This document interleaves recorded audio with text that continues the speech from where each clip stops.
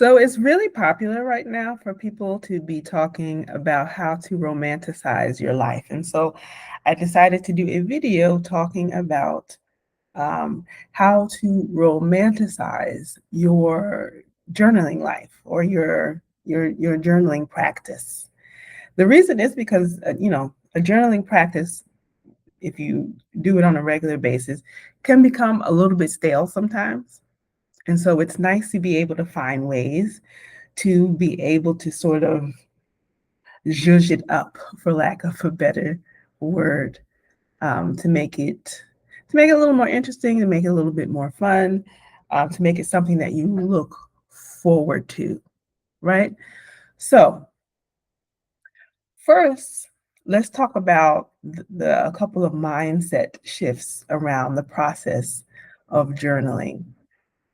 The number one thing is a lot of people treat their journaling process as sort of like a place to collect their sad thoughts. And it's not that you can't use it for that, particularly if there's something that like you're going through a thing. It could be, grief from loss of a loved one. Um, maybe there's, changes in your career that you're experiencing, changes in your relationship. I get that. But there has to be other things that you want to be able to collect in your journal as well. So I would say to look for other things to be able to collect outside your personal sadness. And it could be something tiny. To go and, you notice the sound of birds today. Look for something.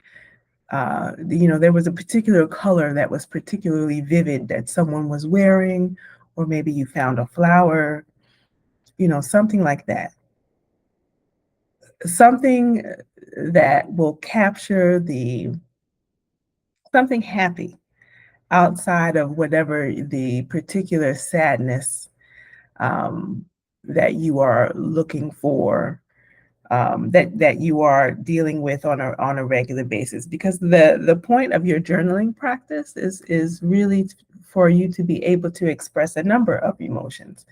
Yes, you can use it as an outlet to be able to process your grief, but you can also use it as a place to start to bring in some of the sunshine that you find naturally in your life that you may overlook. So if we want to romanticize it, um, sometimes it's those tiny, tiny, tiny little incidences that we can find um, that make your journaling process something that you can look forward to, as just, another place to be able to dump about what it is that's making you sad. Another way to be able to romanticize your journaling practice is to start treating it like a love letter to your present self. A love letter to your present self. And I actually, um, when I'm working with people who are writing books, I help people write memoirs, um, as well as like, nonfiction books that they might write for their business or something like that when they're either teaching something. I ask them to write a love letter to the person that they are writing the book for, the audience. Now, since we're talking about a journaling practice, a personal journaling practice, it may be a good idea for you to take on the activity of just writing a love letter to yourself, because your journal is for yourself after all. Um, and to talk about, how far you've come, what it is that you appreciate about yourself, um, what it is that you are looking forward to with yourself. Um, just current appreciation for who you are, um, the person that you have been and how this person is bringing you, the person that you have been is bringing you to a future self that you imagine. And the reason that you want to be able to do that, if this particular activity speaks to you, is because a lot of times in our head, we spend so much time criticizing who we are and we don't even realize it. You don't realize how much you criticize yourself all day. You look in the mirror and you're like, oh, my hips are doing a lot of hippie things, and my stomach is a little bit more bloated than what it was yesterday. And, my skin is not as nice as I would like it to be. And then you start comparing it to other people. Uh, and you never really find nice things to be able to say about yourself. Um, so just, take a moment to be able to write a love letter to yourself. If you're going to record things about yourself, record what it is that you love about yourself.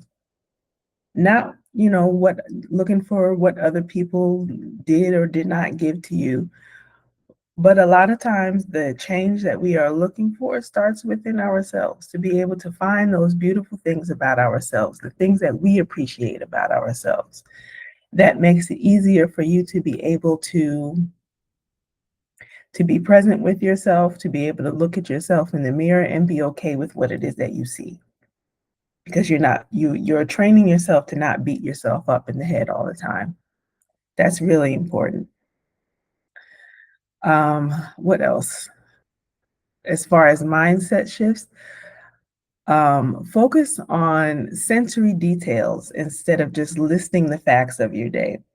You might journal if a lot of people, particularly if you are a beginning journaler, you're like, okay, I woke up, I made some toast, fried an egg and made that and had that with some yogurt. And I drove to work and there was traffic and I was upset because there was traffic and I was 5 minutes late for work. And, it's just, you're just going through the motions of the day.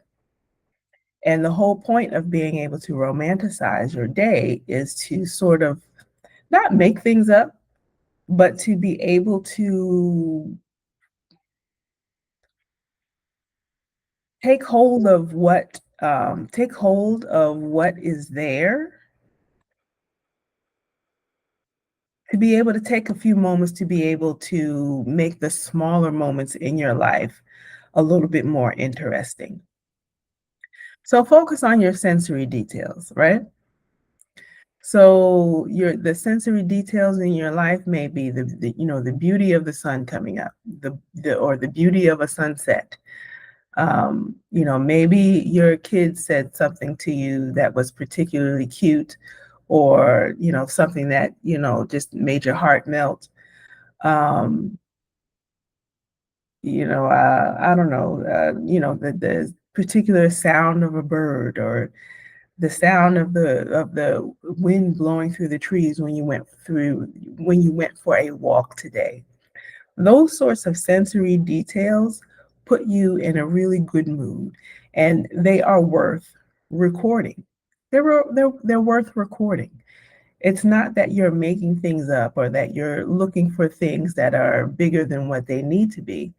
Um, but those are moments that happen all the time, and we skip them. We skip those things. Maybe you went to the store and there was a particular bunch of flowers that were pretty, that were beautiful. Whether you bought them or not is really not the idea. I always say it's always great to be able to buy the flowers, if you can get them. But even if you don't, and you just pass them and you appreciated them, oh, they had such really, beautiful tulips, or whatever it is that they have grown, that they're growing and selling at that time. So focus on your sensory details. Um, Now, I have a few prompts as well that you might want to be able to use to be able to get you started. So number one is, what is one small, ordinary moment from today that felt like magic? You can write this down and journal it for later. What is one small, ordinary moment from today that felt like magic? And it could literally just be anything. Um, I spent a few moments today. I actually tried a new, um, I love essential oils, and so I knew I tried a different combination today. I have no idea why I put this together. Something told me to put it together. So I had the cinnamon essential oil along with patchouli. I put those two together, and oh my God, it smells so good. And I put that on while I was doing my personal meditation. I like to be able to sit down in silence, and it's nice to be able to have a scent that helps to bring me present. You can use a lot of things if you like scents. I particularly like essential oils. And I'm turning and looking to my right because I have my diffuser on with the patchouli and the cinnamon in there right now. I don't know how much of each I put in there. I put it's like cooking. You put it in until the ancestors tap you on the shoulders and say, "That's enough, my child." Um, but I just that's what I like to be able to do. Now I know for a fact that with cinnamon you have to be careful because it can be a bit strong. But that was a combination that I never really tried before. So cinnamon and patchouli. Patchouli is a scent that is often used um, to help cleanse the air. Um, to be able, what are the benefits of patchouli oil? Benefits of patchouli oil.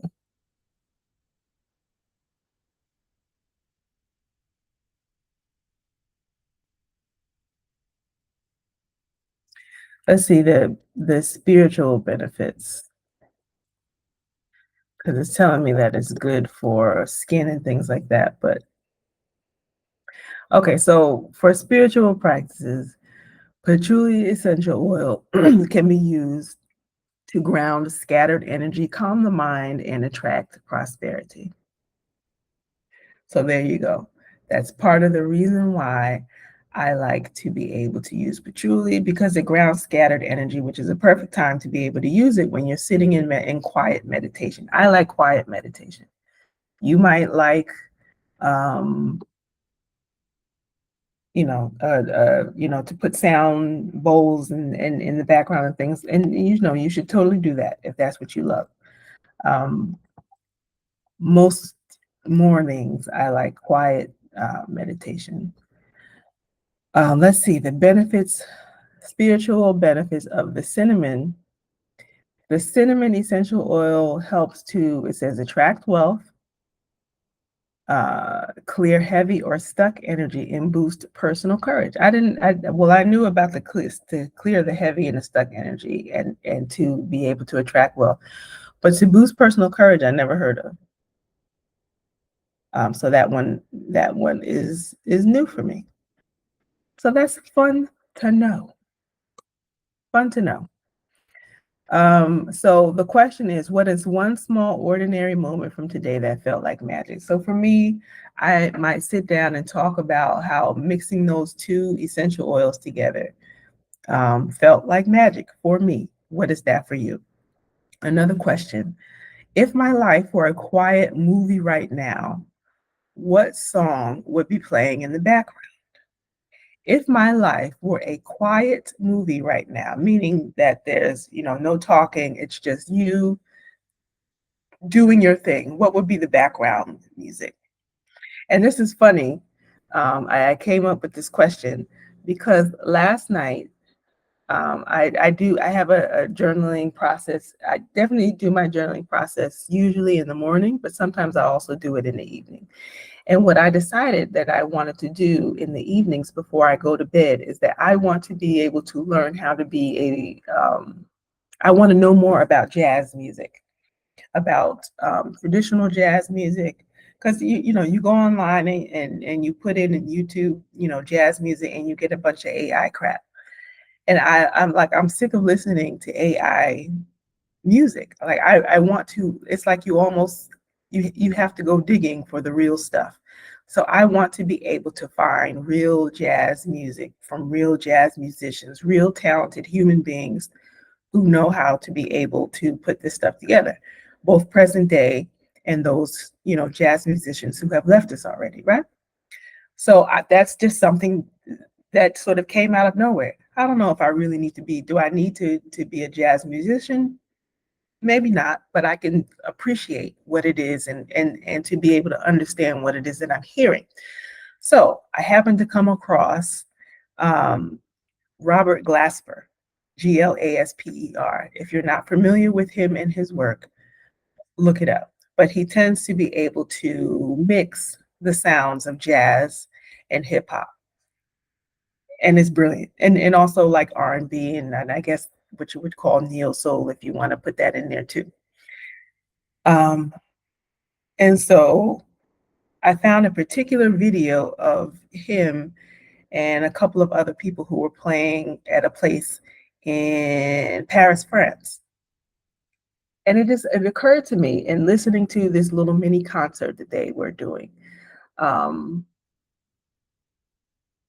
I was like, it would be really great for me to travel around the world with the purpose of going to jazz concerts, like looking for jazz concerts, jazz musicians, because jazz musicians go to Europe and, Australia, New Zealand, and they go to these places all the time. And I'm watching the audience in Paris, and I'm like, they don't even know what the hell it is that they're listening to. Like,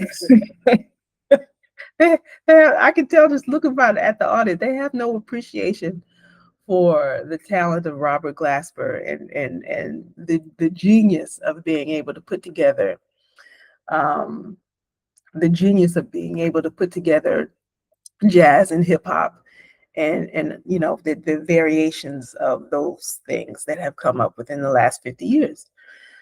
Um, and wouldn't it be cool for me to be able to travel to Paris or somewhere like that, to um, Amsterdam or to London or any bunch of other places for the specific purpose to say I'm going to this particular concert. Now if you're new here, I'm a traveler. I'm American. I left the United States in 2018, and since then I've lived in 10 countries.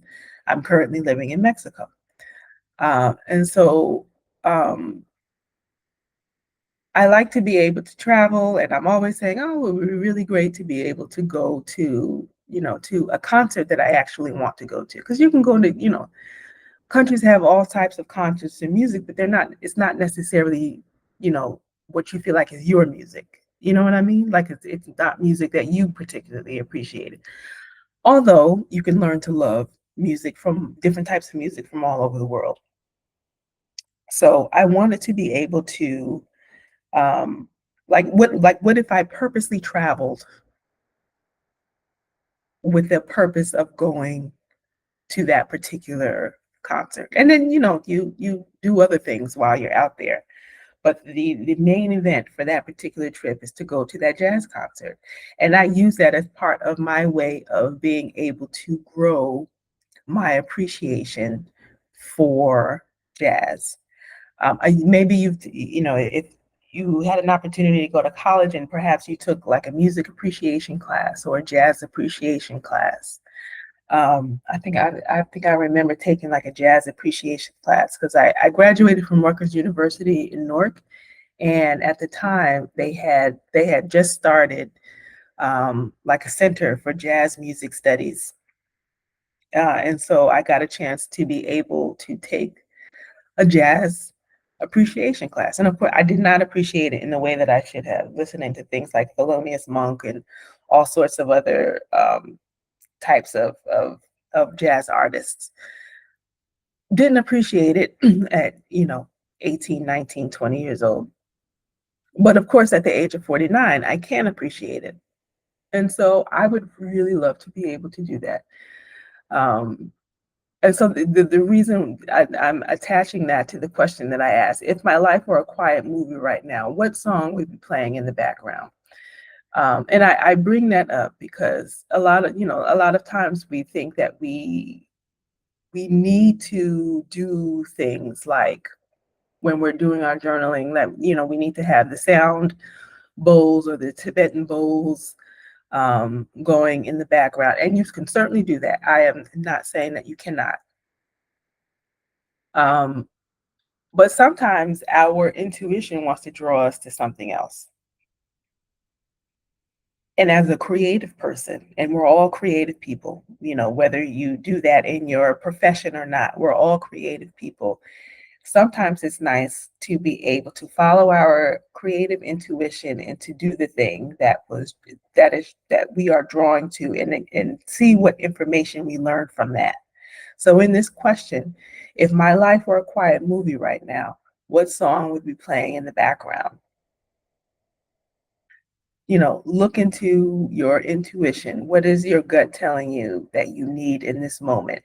And that could really be part of your healing process. It's nice to be able to do what we think we're supposed to do, and that may be enough to get you started. But if you want to actually romanticize your personal journaling practice, it's nice to be able to tap into what it is that you actually want. And so what I actually wanted was the jazz music. And so when I'm at night before I go to bed, I make it a point to be able to listen to a good 30, 45 minutes, sometimes an hour or so of jazz music before I go to bed, and to be able to find a little bit of information about that particular jazz artist. Um, and last night it was Robert Glasper. I think I explained enough of that. Next question.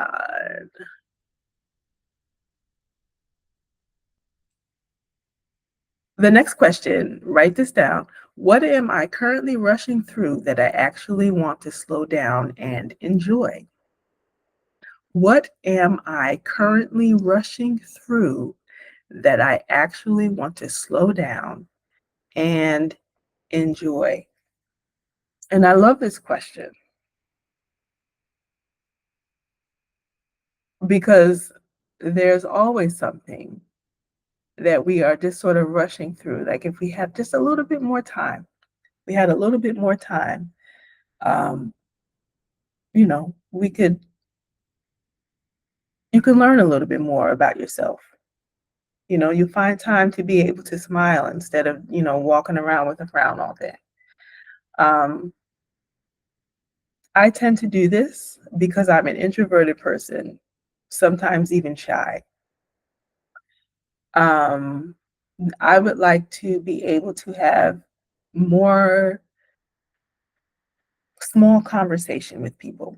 And this is particularly relevant to me because I live in Mexico, which is a Spanish speaking country, and I'm not a Spanish speaker. And so, if in the small instances of speaking with people, um, even with the tiny bit of Spanish that I do have, or the Spanglish that people try to speak with me sometimes too, um, because my language tends to be short, um, I miss an opportunity to be able to connect with people. So for me to be able to answer this question, what am I currently rushing through that I actually want to slow down and enjoy? I would say for me, it would be opportunities to be able to speak with strangers. It doesn't need to be a long, drawn out 30-minute conversation, but to be able to spend an extra minute with a stranger while you're at the grocery store, to be able to exchange a look with someone and to say hello and to see where that would go. Um, I think that is worth the time. So for me, that is what I would like to be able to slow down and enjoy. What would that be for you? Again, the question is, what am I currently rushing through that I actually want to slow down and enjoy? Last question. How did I take care of myself today without needing anyone else's permission? How did I take care of myself today without needing anyone else's permission? So how would I answer that question? How did I take care of myself today without needing anyone else's permission? Well, today I'm doing this on a Tuesday, and it's still rather early in the day, and I haven't really even been outside because I've been, inside working. But yesterday on Mondays are usually my, go outside into the world. One of the things that I have learned is that as a writer who doesn't really need to go outside unless I choose to, I really need to force myself. I have to have a particular day where I go outside and I enjoy life that's going on outside. Because honestly, I could be totally fine with sitting in the house by myself, eating the food that I prepare and doing my work, because I have everything that I need at home, right? But sometimes I do need to be able to go outside and to enjoy stuff. And so I went outside and I went to my favorite cafe. It's way on the other side of town. It's called Marley Coffee, and it's way on the other side of town. Um, and I just decided to on Mondays that is what I do to be able to enjoy. I just do my best to be able to stay away from screens on that day, and I do more hand writing with my hand or reading a book. Um, and then I go to that particular cafe. And yesterday I decided to enjoy a donut. I'm not a big sweets person. So when I do get sweets, they tend to be more plain. And so this one was just a donut um, with uh, granulated sugar on it. Real basic fried donut with some granulated sugar on it. And then I had a chocolate. I really love Mexican chocolate. That's one of the things that I have learned to love while being here in Mexico. And Mexican chocolate, it has a dark, rich flavor. And then it often has cinnamon in it. They put cinnamon sticks in it. And I had it mixed with a nice soy milk. And they put that on ice because it's a hot day and I don't want hot chocolate. I want cold chocolate or chocolate frio. Chocolate, that's what it is. Chocolate frio. And it's delicious. I love it. And that's like a nice little pleasure that I'm able to offer myself while I sit down and I read my book. I read my book. I did a little bit of journaling. Um, and it was a lovely day. I do that for the full day. I get my steps in, walking way on the other side of town and walking back. Um, and I'm able to spend some time inside. And I really love that. I love that for me. So the question again is, how did I take care of myself today without needing anyone's else's permission? So how do you keep up with romanticizing your journaling practice? How do you keep up with this practice? Number one is keep the notebook in plain sight on your desk or your table, never hidden away. And I do that all the time. I always have my notebook, my journal nearby. Right now it's behind me on my bed. Um, I have it here with me behind me on my bed. Um, that way, when I feel like there's something that I want to be able to say or something that a thought that I just, came up with, I've got it right there with me with a pen and I'm ready to go write. The next thing is to pair the writing habit with some sort of a drink to anchor the ritual physically. Just like I talked about with the chocolate that I really love. Um, I don't really have the chocolate here at home for me to be able to make at home, but I do have other teas. So I tend to like tea. Um, if I'm making it, I tend to like an herbal tea. So it'll be a hot ginger tea with, some lime, excuse me, some lime. I might add in a little bit of hibiscus, um, with some sort of honey, and I like a floral honey. I've been really loving orange flavored, um, a floral orange, flavored honey. I also have a chai, that is doesn't use black tea because, black tea is too it's too much. I'm kind of a punk when it comes to caffeine. And so, I'll use it has a rooibos. I think that's how you pronounce it, is rooibos from South Africa, a red tea, and that's an herbal tea. And then it'll, of course, it's mixed with black pepper and cinnamon and all the other stuff that goes in a chai. Um, what else? Sometimes I want things that are a little bit more medicinal, like it might be a moringa. I might have neem tea at times when I'm in a space where I might feel like I need a bit of detoxing. I might do that. But I love a tea. I love a hot tea or even a cold tea. Like sometimes I like to brew ginger tea overnight, and then I'll pour that into a glass after it tempers down a bit, and then I will cover that and put that in the refrigerator. That way, I have a cold ginger tea in the morning, especially if it's hot. So if I have to go outside, into the heat like it is, right now, I like to be able to have cold ginger tea fresh out of the refrigerator, and I like it to be good and strong. Like I wanna be able to feel the burn in my throat. Um, and lastly, to romanticize your um, your journaling practice, is if you're feeling tired, write as little as possible. It doesn't even have to be full sentences. It could literally be a few bullet points. This is what I appreciated about today. These are things that I saw today that I noticed that were really beautiful. 3 bullet points, and then close the journal. And that's really all you got to do.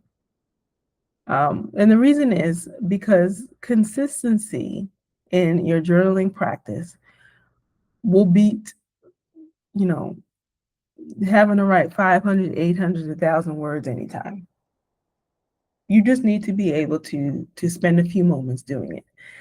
And then, you can go rest, go to sleep. If all you can do is a couple bullet points, you're done. Because again, this is for you. You just want to be able to demonstrate yourself that you can be consistent to do this for yourself on a regular basis. So, all right. So that's all that I have for today. If you like this sort of material, I invite you to join me on my Substack. It's called Wealthy, Wise, and Whole, where I share essays. I share, stories from my travels. I share, healing stories from my own life. And then I turn and I ask you good, juicy questions, juicy journaling questions for you to be able to answer so that you can participate and create your own romanticized journaling question. And so if that is something that you would like to be able to get into, you can go to my website, halana.substack.com. You can just hit the description box or the first comment, on this video, and you'll see the link there. And so I would love to be able to have you. So thank you so much for hanging out with me today. Peace.